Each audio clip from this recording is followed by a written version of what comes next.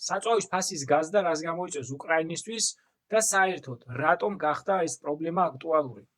ყველამ ძალიან კარგად ვიცით, რომ ტრამპმა დაიწყო ირანში სამხედრო ოპერაციები, რასაც მოყვა ჰორმუზის სრუტის ჩაკეტვა, რასაც მოყვა ფასების ზრდა და საწვავის დეფიციტი.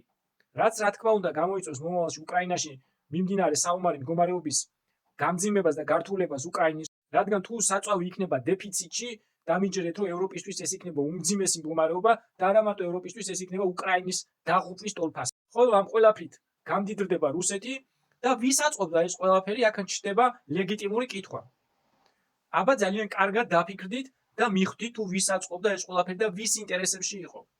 თუმცა პირდაპირ ტრამპისთვის ხელის დადება არ იქნება სწორი, თუ რატომაც არა იქნებოდა სწორი, რადგან მან ვენესუელის პრეზიდენტი დააკავა ამ ქვეყნის ვენესუელის მთლიანი რესურსი, საწვავის და სხვა ბუნებრივი რესურსები ხელში ჩაიგდო სამართავად, იქიდან რუსული ტანკერები გააძევა და დიახ, ეს არის ძალიან დიდი პოლიტიკური ბრძოლა, სადაც ევროპა უბრალოდ ჩააბარა ჩემი აზრით რუსეთს.